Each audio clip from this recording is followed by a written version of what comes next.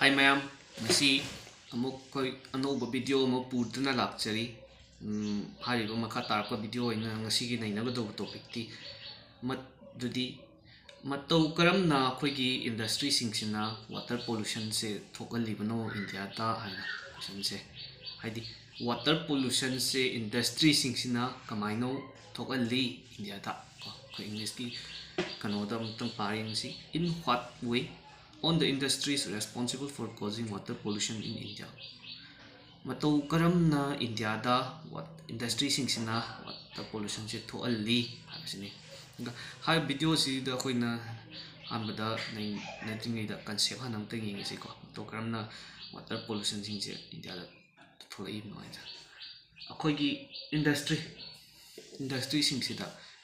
kage changi hadi akhoi industry singsina koida nongmada siznada yada potram jingje puthore ni puthok akhoi myam je siznari ni siznare aduga topada koigi kari haitare resource longna bai money longna bai damakta ko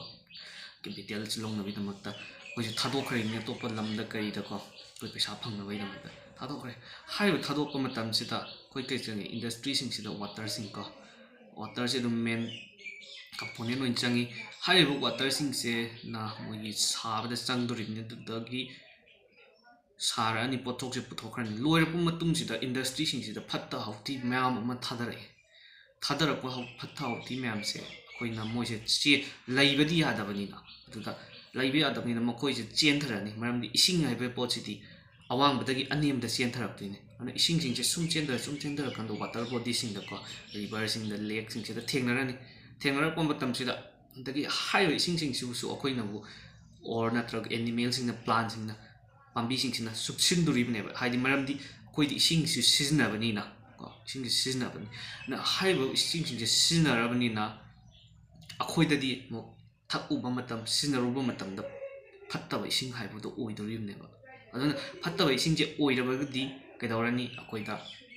anaba polakani khangde ko akhoi da haksang sida sokpa yaba sing pambi da ni khangde nga da ni khangde sa da ni khangde everything the sort of possibility is almost maximum way ko aduna sisina gi concept se ko ji aduna han ani su ta kadoni haibam tanda ko water pollution se kai no have se khamina se industry sing sina water sing se kamaina polluted to we have khangre ta gi mathang water pollution ha se kai no anu water pollution have se koi gi water body natural na phangwa ko wadum si nataba atop akoina pamdabo oibe foreign particle oibe mokhoi si dioxin se si sibu water pollution hai eating toxin se sibu water pollution hai khanare akoi gi india da problem je serious problem dum lai ko ado akoi gi hoji akoina nei na ga do university like tam glass akoina topic se ana nei na ba matam da koi hambana active reading to ko passive reading na taba chimpa pu na taba active reading akoi gi nei na ri ba pot se sing se कोई day to day life ता थेंगना बो ओइना को active reading ओइना उहनबा lively ओइना उहनबा का जाम दरकार है न खंड कोई जि नैना से water pollution हासि करी नो हासि बा water pollution हासि करी नो ना water pollution हाबसे कछु नते कोई unwanted अकोइना पाम दब पोचम चिंग से इसिंग दे योक्सिन लगा कोइना maybe consume तो बे everything तो बे अदुगा कोइ सिजनल मतमदा effect कोइबा को कोइ हक्सांग द काना दब manghanba oiba pochibu isingdubu water pollution hai khamare ado water pollution se kamaina tori ko kamaina no haiga water pollution se koi gi industry sing se ki ko koi phattaba adagi mahi sendra kumyam sing do tar aga koi gi ising sing water body sing ko koi gi pak lai bu sing se sida tinjin gi ba ko sumai ton no water pollution se industry se ki ohela eba ohilakpasida industry se aduti industry se gi water pollution oramina kari industry mu sangi han poche mu thena se kari industry no ko koina water pollution amna factor ohelise na major water polluting industry king judi hare leather sing ko leather industry sing paper industry sing ko pulp industry sing dyeing machu sang na ko textile industry sing chemical industry sing sinema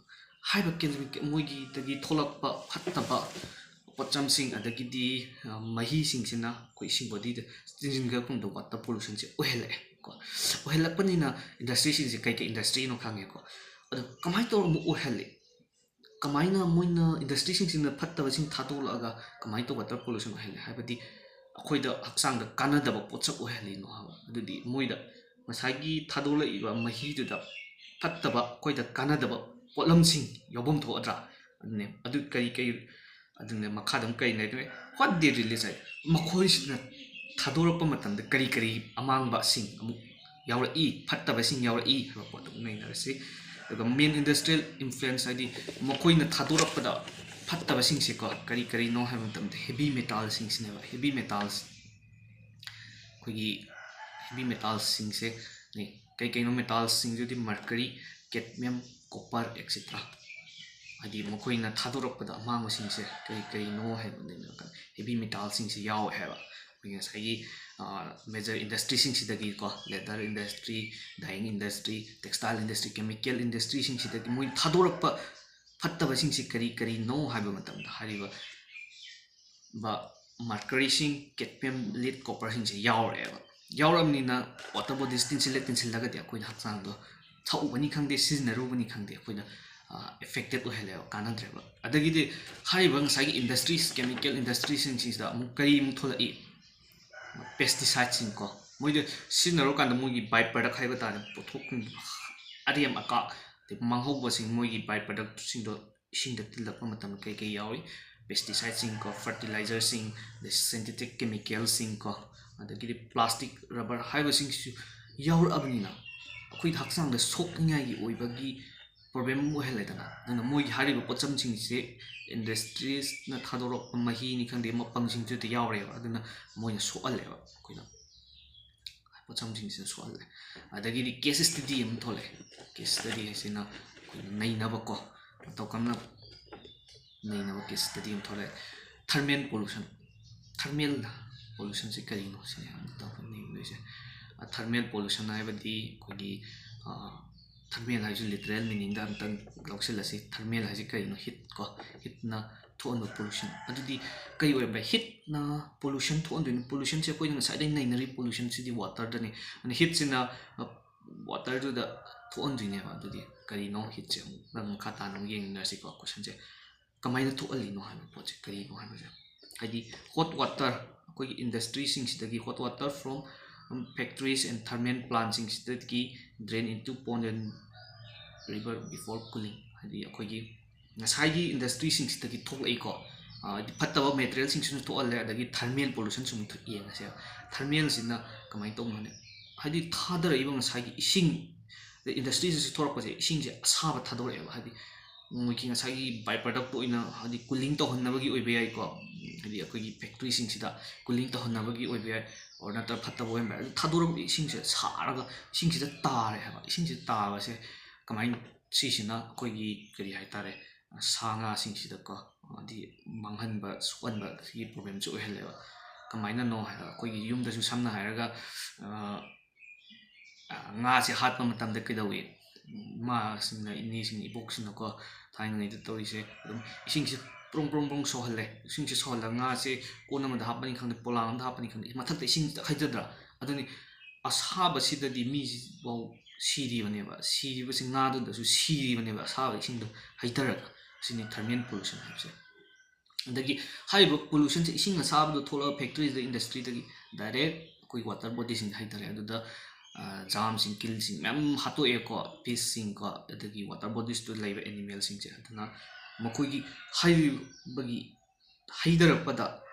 madugi fall haitare result effect to significant to makha da lai hadi natural high temperature ngasai ising sida unnatural rise in temperature water kill aquatic animal including fish koi ngasai ising sida chang do lum le amado khata thadar ko do ngasai koi nga do ising do nga ising sa nga da khai hijil kan da si ba se si gi fo se ne ba hadi man ising sa thadaru ba gi nga se si le magi effect si oi ko thermal pollution gi kamaina thoali kamaina मादुगी result करी नो थोअल मतुंग करी फोला आली दगी अनि so case study the nuclear power plant base है कोई न्यूक्लियर पावर प्लांट है कहीं कोई हुजिक कोई न्यूक्लियर ꯄꯋꯥꯔ ꯄ꯭ꯂꯥꯟꯁꯤꯡꯁꯤꯗ ꯇꯧꯔꯤꯁꯦ ꯃꯈꯣꯏꯁꯦ ꯀꯩꯅꯣꯒꯤ ꯄꯣꯠꯆꯝꯁꯤꯡꯁꯦ ꯌꯨꯔꯦꯅꯤꯌꯝ ꯅ꯭ꯌꯨꯇ꯭ꯔꯤꯌꯝ ꯍꯥꯏꯗꯤ ꯔꯦꯗꯤꯑꯣ ꯑꯦꯛꯇꯤꯚ ꯃꯦꯇꯔꯤꯌꯦꯜꯁꯦ ꯃꯣꯏꯁꯦ ꯁꯤꯖꯤꯟꯅꯔꯒ ꯃꯩ ꯁꯨꯡꯗꯣꯏꯅꯦꯕ ꯃꯩ ꯁꯨꯡꯕ ꯃꯇꯝꯗ ꯃꯈꯣꯏꯁꯤ ꯏꯁꯤꯡ ꯆꯪꯉꯦ ꯍꯥꯏꯕ ꯏꯁꯤꯡ ꯀꯔꯤꯒꯤ ꯏꯁꯤꯡ ꯃꯣꯏꯁꯤ ꯁꯥꯒꯠꯄ ꯃꯇꯝꯗ ꯏꯪꯊꯍꯟꯅꯕꯒꯤ ꯃꯦꯆꯤꯟꯁꯤꯡꯗꯣꯀꯣ ꯃꯣꯏ ꯏꯟꯗꯁꯇ꯭ꯔꯤꯁꯨ ꯏꯪꯊꯅꯕ ꯏꯁꯤꯡ ꯆꯪꯉꯦ ꯑꯗꯨꯒ ꯏꯁꯤꯡꯁꯤꯅ ꯑꯁꯥꯕꯁꯤ ꯂꯧꯊꯣꯛꯈꯤꯗꯣꯏꯅꯤ ꯑꯗꯨꯒ ꯏꯁꯤꯡꯁꯤ ꯀꯗꯥꯏꯗ ꯑꯃꯨꯛ ꯄꯨꯔꯛꯀꯅꯤ ꯊꯥꯗꯕ ꯍꯥꯏꯇꯥꯔꯦꯅꯦ ꯃꯐꯝ ꯑꯃꯗ ꯊꯥꯗꯕ ꯃꯐꯝ ꯑꯃꯗ ꯊꯥꯗꯕꯁꯤꯗ ꯑꯩꯈꯣꯏꯒꯤ ꯁꯝ ꯔꯤꯚꯔ ꯑꯩꯈꯣꯏꯒꯤ ꯋꯥꯇꯔ ꯕꯣꯗꯤꯁꯤꯡꯁꯦ ꯊꯥꯗꯔ ꯃꯇꯝꯁꯤꯗ ꯑꯩꯈꯣꯏꯅ ꯁꯤꯖꯤꯟꯅꯕꯅꯤ ꯈꯪꯗꯦ ꯑꯗꯒꯤꯗꯤ ꯑꯗꯨꯗ ꯌꯥꯎꯔꯛꯄ ꯔꯦꯗꯤꯑꯣ ꯃꯦꯇꯔꯤꯌꯦꯜꯁꯤꯡꯗꯣ ꯌꯥꯎꯔꯛꯇꯣꯏꯅꯦꯕ ꯁꯤꯖꯤꯟꯅꯔꯒꯗꯤ ꯑꯩꯈꯣꯏꯅ ꯑꯗꯨꯅꯤꯀꯣ ꯍꯥꯏꯔꯤꯁꯦ ꯋꯦꯁꯁꯤꯡꯁꯦ ꯃꯣꯏꯗꯒꯤ ꯉꯁꯥꯏ ꯊꯔꯃꯦꯜ ꯄꯋꯥꯔ ꯄ꯭ꯂꯥꯟꯁꯤꯡꯁꯤꯗ ꯁꯤꯖꯤꯟꯅꯔꯤꯕ ꯋꯦꯁꯁꯤꯡꯗꯣ ꯑꯩꯈꯣꯏꯗ ꯄꯨꯔꯛꯑꯒ ꯕꯣꯗꯤꯁꯤꯗ ꯊꯥꯗꯔꯒ ꯑꯩꯈꯣꯏꯗ ꯁꯤꯖꯤꯟꯅꯕꯗꯨꯅꯦꯕ ꯑꯗꯨꯗ ꯑꯩꯈꯣꯏꯗ ꯃꯥꯡꯖꯕꯗꯣ ꯑꯗꯨꯅꯤ ꯑꯗꯨꯅ ꯊꯔꯃꯦꯜ ꯄꯣꯂꯨꯁꯟ ꯊꯣꯛꯍꯜꯂꯤꯀꯣ ꯉꯁꯥꯏꯒꯤ ꯏꯁꯤꯡ ꯑꯁꯥꯕ ꯊꯣꯛꯂꯕꯅꯤꯅ ꯀꯩꯅꯣꯗ ꯑꯃꯨꯛ ꯊꯥꯗꯔꯕꯅꯤꯅ ꯊꯔꯃꯦꯜ ꯄꯣꯂꯨꯁꯟꯁꯨ ꯊꯣꯛꯑꯦ ꯄ꯭ꯂꯁ ꯑꯩꯈꯣꯏꯗꯁꯨ ꯃꯗꯨꯒꯤ ꯋꯦꯁꯁꯤꯡ ꯐꯠꯇꯕ ꯔꯦꯗꯤꯑꯣ ꯑꯦꯛꯇꯤꯚ ꯃꯦꯇꯔꯤꯌꯦꯜꯁꯤꯡꯗꯣ ꯌꯥꯎꯔꯛꯑꯒ ꯑꯩꯈꯣꯏꯗꯁꯨ ꯁꯤꯖꯤꯟꯅꯕ ꯃꯇꯝꯗ ꯑꯩꯈꯣꯏꯗ ꯀꯩꯀꯩ ꯊꯣꯛꯑꯦ ꯁꯤꯗ ꯍꯥꯏ ꯁꯁ ꯊꯔꯃꯦꯜ ꯄꯣꯂꯨꯁꯟꯁꯤꯅ ꯀꯣꯁ ꯀꯦꯟꯁꯔꯁꯤꯡ ꯊꯣꯛꯑꯦ ꯑꯗꯒꯤꯗꯤ ꯑꯉꯥꯡꯁꯦ ꯁꯣꯏꯅꯥꯏꯔ ꯄꯣꯛꯄꯒꯨꯝꯕ ꯀꯣ ꯑꯗꯒꯤꯗꯤ ꯑꯩꯈꯣꯏꯒꯤ ꯃꯤꯔꯣꯟꯕꯤ ꯃꯃꯥꯁꯤꯡꯁꯤꯅ ꯃꯆꯥꯁꯦ ꯑꯣꯏꯕ ꯉꯝꯗꯕ ꯍꯥꯏꯔꯤꯕ ꯄꯣꯠꯆꯝꯁꯤꯡꯁꯦ ꯊꯣꯛꯑꯦ ꯃꯁꯤꯅ ꯑꯩꯈꯣꯏꯒꯤ ꯀꯣꯏꯁꯟ ꯕꯣꯔꯗꯀꯤ ꯑꯣꯏꯅ ꯅꯩꯅꯕ ꯀꯣꯏꯁꯟꯁꯤꯡꯁꯤꯅꯤ ꯑꯗꯨꯅ ꯍꯧꯖꯤꯛꯀꯤ ꯑꯩꯈꯣꯏꯒꯤ ꯕ꯭ꯔꯤꯐ ꯁꯝꯃꯔꯤ ꯑꯃ ꯌꯦꯡꯁꯤꯀꯣ ꯑꯩꯈꯣꯏꯅ ꯑꯍꯥꯟꯕꯗ ꯋꯥꯇꯔ ꯄꯣꯂꯨꯁꯟꯁꯤ ꯀꯔꯤꯅꯣ ꯍꯥꯏꯕꯁꯤ ꯀꯔꯤꯅꯣ ꯍꯥꯏꯐꯦꯠꯇꯪ ꯈꯪꯉꯁꯤ ꯑꯗꯣ ꯃꯇꯧ ꯀꯔꯝꯅ ꯀꯔꯤꯅꯣ ꯑꯩꯈꯣꯏꯒꯤ ꯐꯠꯇꯕꯁꯤꯡꯁꯦ ꯏꯁꯤꯡꯗ ꯇꯤꯟꯁꯤꯟꯕꯀꯣ ꯑꯗꯨ ꯃꯇꯧ ꯀꯔꯝꯅ ꯏꯟꯗꯁꯇ꯭ꯔꯤꯁꯤꯡꯁꯤꯅ ꯇꯤꯟꯁꯤꯜꯂꯤ ꯑꯗꯩ ꯐꯠꯇꯕ ꯏꯟꯗꯁꯇ꯭ꯔꯤꯁꯤꯡꯒꯤ ꯃꯍꯤ ꯃꯅꯥꯏꯁꯤꯡꯁꯦ ꯀꯩꯅꯣꯗ ꯑꯩꯈꯣꯏꯗ ꯏꯁꯤꯡꯒꯤ ꯋꯥꯇꯔ ꯕꯣꯗꯤꯁꯤꯡꯁꯦ ꯊꯥꯗꯔꯛꯄ ꯃꯇꯨꯡꯁꯤꯅ ꯀꯩꯗꯧꯋꯤ ꯑꯗꯨꯗꯤ ꯀꯔꯤ ꯏꯟꯗꯁꯇ꯭ꯔꯤꯅꯣ ꯍꯥꯏꯅ ꯅꯩꯅꯔꯁꯤ ꯀꯔꯤ ꯏꯟꯗꯁꯇ꯭ꯔꯤꯅꯣ ꯂꯦꯗꯔ ꯏꯟꯗꯁꯇ꯭ꯔꯤ ꯀꯣ ꯔꯕꯔ ꯏꯟꯗꯁꯇ꯭ꯔꯤ ꯑꯗꯩ ꯁꯥꯏꯟꯇꯤꯐꯤꯛ ꯀꯦꯃꯤꯀꯦꯜ ꯏꯟꯗꯁꯇ꯭ꯔꯤꯁꯤꯡꯁꯤꯅ ꯑꯆꯧꯕ ꯐꯦꯛꯇꯔ ꯑꯣꯏꯍꯜꯂꯦꯕ ꯁꯤꯡꯁꯤꯅ ꯃꯣꯏꯁꯤꯅ ꯊꯥꯗꯔꯛꯑꯦ ꯀꯔꯤ ꯊꯥꯗꯔꯛꯏ ꯑꯩꯈꯣꯏꯁꯤꯅ ꯄꯦꯁꯇꯤꯁꯥꯏꯠ ꯐꯔꯇꯤꯂꯥꯏꯖꯔꯁꯤꯡ ꯀꯣ ꯑꯗꯩꯗꯤ ꯔꯕꯔ ꯄ꯭ꯂꯥꯁꯇꯤꯛ ꯍꯥꯏꯔꯤꯕꯁꯤꯡꯁꯤ ꯊꯥꯗꯔꯛꯑꯦ ꯑꯗꯒꯤꯗꯤ ꯑꯇꯣꯞꯄ ꯃꯍꯤꯁꯤꯡ ꯃꯅꯥꯏꯁꯤꯡꯗ ꯑꯇꯣꯞꯄ ꯏꯟꯗꯁꯇ꯭ꯔꯤꯁꯤꯡꯁꯤꯗꯅ ꯄꯨꯊꯣꯔꯛꯄꯁꯤꯅ ꯀꯩꯅꯣ ꯍꯥꯏꯗꯤ heavy ꯃꯦꯇꯜꯁꯤꯡ like mercury copper late ꯍꯥꯏꯕꯁꯤꯡꯁꯤ ꯊꯥꯗꯔꯛꯑꯕꯅꯤꯅ ꯏꯁꯤꯡꯁꯤꯗ ꯌꯥꯎꯔꯛꯄ ꯂꯥꯛꯄ ꯃꯇꯝꯁꯤꯗ ꯑꯩꯈꯣꯏꯗ ꯊꯛꯄ ꯃꯇꯝꯗ ꯑꯩꯈꯣꯏꯗ ꯑꯅꯥꯕ ꯑꯣꯏꯗꯣꯏꯅꯤ ꯄꯥꯝꯕꯤꯁꯤꯡꯁꯤꯗꯁꯨ ꯐꯔꯣꯏꯗꯣꯔꯤꯕꯅꯤ ꯂꯣꯏꯅ ꯑꯦꯕ꯭ꯔꯤꯊꯤꯡ ꯁꯣꯛꯍꯟꯗꯣꯏꯅꯤ ꯑꯗꯨꯒ ꯀꯦꯁ ꯁ꯭ꯇꯗꯤꯗ ꯅꯩꯅꯔꯦ ꯊꯔꯃꯦꯜ ꯄꯣꯂꯨꯁꯟꯁꯤ ꯀꯔꯤꯅꯣ ꯁꯤꯅꯤ ꯊꯔꯃꯦꯜ ꯄꯣꯂꯨꯁꯟ ꯍꯥꯏꯔꯒ ꯊꯔꯃꯦꯜ ꯄꯣꯂꯨꯁꯟꯁꯤꯡꯁꯤꯅ ꯑꯩꯈꯣꯏꯒꯤ ꯐꯦꯛꯇ꯭ꯔꯤꯗꯒꯤ ꯊꯥꯗꯔꯛꯄ ꯏꯁꯤꯡ ꯑꯁꯥꯕ ꯃꯌꯥꯝꯁꯤꯡꯁꯤꯅ ꯀꯩꯗꯧꯕ ꯏꯁꯤꯡꯗ ꯇꯤꯟꯈꯤꯕ ꯃꯇꯝꯁꯤꯗ ꯑꯩꯈꯣꯏꯒꯤ ꯄꯥꯝꯕꯤ ꯂꯩꯔꯝꯕꯅꯤ ꯈꯪꯗꯦ ꯁꯥ ꯉꯥ ꯂꯩꯔꯝꯕꯅꯤ ꯈꯪꯗꯦ ꯍꯥꯏꯔꯤꯕꯁꯤꯡꯁꯦ ꯁꯣꯛꯍꯟꯕ ꯁꯤꯁꯤꯅꯦꯕ ꯊꯔꯃꯦꯜ ꯄꯣꯂꯨꯁꯟ ꯍꯥꯏꯁꯤꯅꯤ ꯑꯗꯒꯤꯗꯤ ꯊꯔꯃꯦꯜ ꯄꯣꯂꯨꯁꯟꯁꯤ ꯊꯣꯛꯄꯁꯤ ꯀꯔꯤꯅ ꯑꯇꯣꯞꯄ ꯑꯃ ꯊꯣꯛꯍꯜꯂꯤ ꯅ꯭ꯌꯨꯀ꯭ꯂꯤꯌꯔ ꯄꯋꯥꯔ ꯁ꯭ꯇꯦꯁꯟꯁꯤꯡꯅ ꯊꯣꯛꯍꯜꯂꯦꯕ ꯍꯥꯏꯗꯤ ꯅ꯭ꯌꯨꯀ꯭ꯂꯤꯌꯔ ꯉꯁꯥꯏꯗꯒꯤ ꯃꯥꯗꯒꯤ ꯊꯥꯗꯣꯔꯛꯄ ꯏꯁꯤꯡꯅꯤ ꯈꯪꯗꯦ ꯐꯠꯇꯕꯗꯤꯅꯤ ꯈꯪꯗꯦ ꯍꯥꯏꯔꯤꯕ ꯄꯣꯠꯁꯝꯁꯤꯡꯁꯤꯅ ꯑꯩꯈꯣꯏꯒꯤ ꯏꯁꯤꯡꯗ ꯊꯦꯡꯉꯨꯕ ꯃꯇꯝꯗ ꯊꯔꯃꯦꯜ ꯄꯣꯂꯨꯁꯟ ꯊꯣꯛꯍꯜꯂꯦ ꯁꯥꯍꯜꯂꯒ ꯁꯥ ꯉꯥ ꯁꯤꯍꯜꯂꯦ ꯑꯁꯤꯗ ꯅꯠꯇꯅ ꯃꯈꯣꯏꯗꯒꯤ ꯌꯥꯎꯔꯛꯄ ꯋꯦꯁꯁꯤꯡꯗꯣ ꯑꯗꯨꯏꯗꯣꯅ ꯑꯩꯈꯣꯏꯒꯤ ꯋꯦꯁꯁꯤꯡꯁꯤꯅ ꯑꯩꯈꯣꯏꯗ ꯃꯤꯑꯣꯏꯕꯁꯤꯡꯁꯤꯗ ꯀꯦꯟꯁꯔꯅꯤ ꯈꯪꯗꯦ ꯑꯗꯒꯤꯗꯤ ꯕꯔꯠ ꯗꯤꯐꯦꯛꯅꯤ ꯈꯪꯗꯦ ꯍꯥꯏꯔꯤꯕ ꯄꯣꯠꯆꯝꯁꯤꯡꯁꯤ ꯊꯣꯛꯍꯜꯂꯦ ꯑꯗꯨꯅ ꯑꯃꯨꯛꯇꯪ ꯑꯩꯈꯣꯏꯗ ꯊꯣꯛꯍꯜꯂꯕꯅꯤꯅ ꯑꯩꯈꯣꯏꯗ ꯃꯥꯡꯍꯜꯂꯦ ꯍꯥꯏꯔꯤꯕꯁꯤꯡꯁꯦ ꯁꯤꯒꯤ ꯇꯣꯄꯤꯛꯁꯦ ꯁꯤꯗ ꯂꯣꯏꯁꯤꯟꯖꯔꯦ ꯑꯗꯨ ꯃꯊꯪ ꯂꯥꯛꯄ ꯚꯤꯗꯤꯑꯣꯁꯤꯡꯁꯤꯗ ꯃꯤꯠꯌꯦꯡ ꯇꯥꯃꯤꯟꯅꯕꯒꯤꯗꯃꯛꯇ ꯁꯤꯌꯔ ꯂꯥꯏꯛ ꯁꯕꯁꯀ꯭ꯔꯥꯏꯕ ꯇꯧꯕ ꯀꯥꯎꯕꯤꯒꯅꯨ ꯉꯁꯤꯒꯤꯗꯤ ꯃꯇꯥꯡ ꯁ꯭ꯋꯥꯏꯗ ꯂꯣꯏꯁꯤꯟꯖꯔꯦ ꯕꯥꯏ ꯕꯥꯏ ꯒꯨꯗ ꯅꯥꯏꯠ ꯖꯩ ꯍꯤꯟ